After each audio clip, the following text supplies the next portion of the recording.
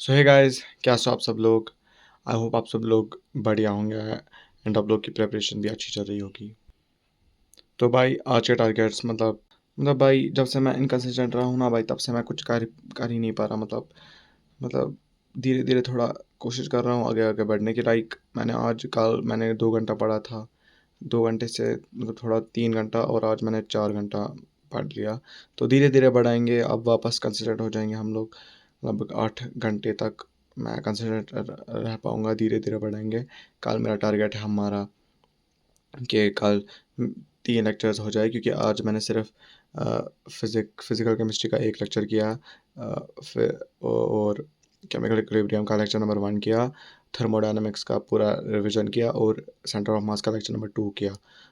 Quadratic का मैंने lecture number 2 नहीं किया, क्योंकि मैंने लेक्चर नंबर 1 के नोट्स अभी नहीं बनाए और उसकी डीपी भी नहीं की। तो आप लोगों को पता है भाई, अभी क्वेश्चन प्रैक्टिस सबसे ज़्यादा इंपॉर्टेंट है। और हाँ, मैंने फ़िज़िक्स का होमवर्क भी किया जितना भी आज दिया था।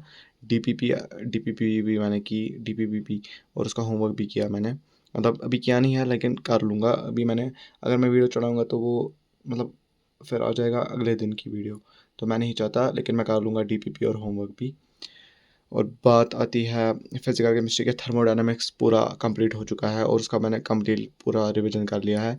और मुझे समझ नहीं आ रहा उसके शॉर्ट नोट्स मैं कैसे बनाऊँ, क्योंकि भाई वो बहुत बड़ा है। उसमें मतलब शॉर्ट नोट्स बनाने की ज़रूरत नहीं है, लेकिन स्टिल मैं फार्मूला उसके लिए बनाऊँगा। कल मैं उसकी फार्मूला शीट बनाऊँगा, क्योंकि उसमें शॉर्ट नोट्स की कोई काम नहीं है। क्योंकि वो मतलब खुद ही मतलब बहुत छोटा है वो चैप्टर, मतलब बड़ा है, उसके नोट्स बहुत बड़े हैं। अगर उसके मैं शॉर्ट नोट्स बनाने लगा तो भाई वो भी 5-6 पेजेस में बन जाएंगे, इसलिए मैं सोच रहा हूँ उसकी सिर्फ फार्मूला शीट बनाऊँगा। आप लोग मुझे बताना थर्मो को आप लोगों ने कैसे, अगर आप लोगों ने किया है तो कैसे बनाए हैं शॉर्ट नोट्स। और हाँ, कल मैं थर्मो के सारे जितने भी टीवी होमवर्क के स्लाइड्स थे वो सारे लगाऊंगा, क्योंकि मैंने होमवर्क के slides I guess lecture number 7 तक लगाए थे, उसके बाद नहीं लगाए थे। कल मेरा वो टारगेट है, और कल मेरे को 2 लेक्चर्स करने हैं मैथ्स के, एक सेंटर ऑफ मास का, और बस इतना ही, ताकि मेरा कल एक बैकलॉग ख़त्म हो जाए। अब आज एक और बैकलॉग ऐड हो गया, अब 3 बैकलॉग्स हैं मैथ्स के। तो कल अगर एक हो जाएगा, परसों भी एक, और उसके बाद एक। अब मुझे मैथ्स के 2-2 लेक्चर देखना है 3 दिनों तक, और फिर बैकलॉग ख़त्म हो जाएगा। और कल से मैं पूरी 3-3 क्लासेस दूंगा। मतलब आज मैंने कल भी 2 क्लासेस दी थी और आज भी 2 क्लास दी, लेकिन कल से मैं पूरे 3-3 क्लासेस दूंगा। धीरे धीरे कंसिस्टेंसी वापस आ जाएगी। लेकिन हाँ, मैं अब रुकने नहीं वाला, क्योंकि मुझे पता है इस जर्नी में जो सबसे ज़्यादा ख़तरनाक चीज़ होती है वो होती है रुकना। रुकना आप लोगों को बिल्कुल भी नहीं है, आगे बढ़ते रहना है। आप लोगों की क्वेश्चन प्रैक्टिस कैसी हुई, आप लोग का चैप्टर कैसा बना, इट डजेंट मैटर। लेक्चर देखते जाओ और आगे बढ़ते जाओ। भाई लिटरली ये सबसे बेस्ट मेथड है। अजय सर ने हमें बताया था कि मतलब आप लोग का चैप्टर आधा अधूरा कैसा भी रहा हो, आप लोग आगे आगे बढ़ते रहो, पीछे मत रोना वोना, या फिर पीछे ही मत रुकना वुकना। तो ये देखो, ये रहा आज के नोट्स। क्या दिखाऊंगा,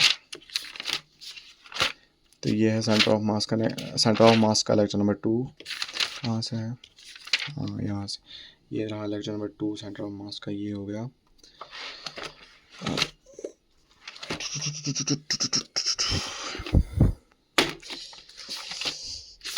और ये है हमारी केमिस्ट्री। और यहाँ तक मैंने पूरा रिवीजन कर लिया है, यहाँ तक पूरा एंड तक। ये देखो भाई, लास्ट लाइन यहाँ पे लिखी है, सारा रिवीजन कर लिया। और मैंने थोड़े नोट्स नहीं बनाए थे एंड वाले लेक्चर के, वो भी बना लिए।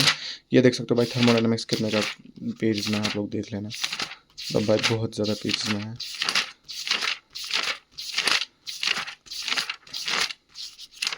लेक्चर नंबर 10, लेक्चर नंबर 9, 8 भाई साहब, ये देखो यहाँ तक। तो भाई अप्रोक्सीमेटली लगभग 30 to 29 पेज का इतना का बन रहा है। मैंने इसके शॉर्ट नोट्स भी बनाए थे स्टार्टिंग के लेक्चर्स के, लेकिन ये देखो भाई, फिजिक्स की कॉपी में बना दिए थे पीछे साइड से। तो मैं अगली बार से मतलब अलग कॉपी पे ही बनाऊँगा। ये मैंने बनाए थे इसके शॉर्ट नोट्स भी, लेकिन मतलब मुझे नहीं लगता इसके शॉर्ट नोट्स बनाएंगे, क्योंकि ऑलरेडी ये बहुत बड़े बन चुके हैं भाई। यहाँ तक देखो भाई, मुझे लगता है लेक्चर नंबर 10 तक है, और अभी इसके नहीं, लेक्चर नंबर 5 या 6 तक है होंगे। और ये देखो भाई, ऑलरेडी इतने बन चुके हैं। मैं देखता हूँ भाई, मैं फार्मूला शीट बनाऊँगा या फिर शॉर्ट नोट्स बनाऊँगा, अब देखते हैं, वो कल देखते हैं। अब कल मुझे करना है केमिकल इक्विलिब्रियम सारा ख़त्म, आयोनिक इक्विलिब्रियम भी दिखता है। लेकिन केमिकल इक्विलिब्रियम का सारा ख़त्म होगा, ये मेरा वादा है। और उसके बाद फिर आयोनिक, और उसके बाद फिर स्ट्रक्चर ऑफ एटम, और उसके बाद फिर इलेक्ट्रोकेमिस्ट्री। लेकिन मैं सोच रहा हूँ कि मैं कल से ही इलेक्ट्रोकेमिस्ट्री स्टार्ट करूँ। अब क्योंकि इलेक्ट्रोकेमिस्ट्री मैंने पढ़ा नहीं है, तो डिटेल लेक्चर्स में उसके 14 लेक्चर्स है, और 14 लेक्चर्स के बाद इनऑर्गेनिक स्टार्ट हो रही है। तो मैं सोच रहा हूँ कि फिर फिज़िकल को मैं जितना भी बचेगा केमिकल, क्योंकि मैंने ऑलरेडी पढ़ चुके हैं, उनका बस मुझे रिविज़न करना है।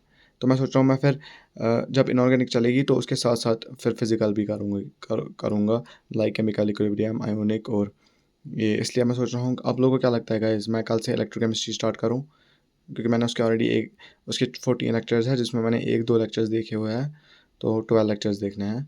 तो फिर मैं अच्छे से मतलब इनऑर्गेनिक के साथ रिविज़न करना ईज़ी होगा। लेकिन इलेक्ट्रोकेमिस्ट्री मैंने पढ़ा ही नहीं था, तो मुझे लगता है कि मैं कल से इलेक्ट्रोकेमिस्ट्री स्टार्ट करूँगा इंस्टेड ऑफ केमिकल इक्विलिब्रियम, जिसका लेक्चर नंबर 1 मैंने आज किया था, और उसके नोट्स मेरे पास ऑलरेडी है, ये देख सकते। ये देखो भाई, पूरा इलेक्ट्रोकेमिस्ट्री, ये लेक्चर नंबर 2 तक है। ये देखो भाई, लेक्चर नंबर 2 तक, लेक्चर नंबर 2 तक मैंने बनाया था, और इसमें इसी पे मैंने केमिकल इक्विलिब्रियम, आयोनिक, सब कुछ लिखा है। लेकिन क्वेश्चन प्रैक्टिस और डीवीपीज मतलब अभी तक मुझे भूल गया सब कुछ, इसलिए मैं सोच रहा हूँ कि इलेक्ट्रोकेमिस्ट्री स्टार्ट करूँ, उसके बाद रिविज़न भी करूँगा। कल मैं सोच रहा हूँ पीवाईक्यूज भी लगाऊंगा थर्मो के इस एग्ज़ाम को लैब से। मतलब आज कुछ ज़्यादा प्रोग्रेस नहीं थी, इनफैक्ट आज कुछ प्रोग्रेस ही नहीं थी। मतलब मैंने देखा जाए तो मोटा-मोटा मैंने लेक्चर और नोट्स ही कंप्लीट किए, और रिवीजन किया थर्मोडायनामिक्स का, और कुछ भी ज़्यादा नहीं किया। और हाँ, फिजिकल केमिस्ट्री का लेक्चर नंबर 1 किया। लेकिन कल और थोड़ी देखो, धीरे-धीरे मैं कंसिस्टेंट हो जाऊँगा, और धीरे-धीरे आगे बढ़ूँगा। मुझे कोई भी किसी के साथ कॉम्पिटिशन की कोई ज़रूरत नहीं है, मैं बस धीरे-धीरे करके आगे जाऊँगा। और भाई, वीडियो बहुत बड़ी लंबी बन चुकी है। तो आप लोगों को कैसी लगी वीडियो? प्लीज़ अपनी प्रोग्रेस भी कमेंट्स में ज़रूर बताना, और आप लोग मुझे अपनी सजेशंस देना कि मुझे क्या करना चाहिए। मैथ्स में तो भाई मेरी कश्ती अभी डूबी हुई है, लेकिन अभी फ़िज़िक्स ही अच्छी चल रही है अभी सिर्फ, और फिज़िकल केमिस्ट्री भी अच्छी चल रही है। अब इनऑर्गेनिक भी स्टार्ट होगी 14 जुलाई से। तो आप मुझे बताना, मैं इलेक्ट्रोकेमिस्ट्री स्टार्ट करूँ या फिर नहीं? प्लीज़ कमेंट्स में ज़रूर बताना। मैं तो कल से इलेक्ट्रोकेमिस्ट्री स्टार्ट करने वाला हूँ। आप लोग अपनी प्रोग्रेस प्लीज़ कमेंट्स में ज़रूर बताना। मिलते हैं अगली वीडियो में, तब तक के लिए पीस।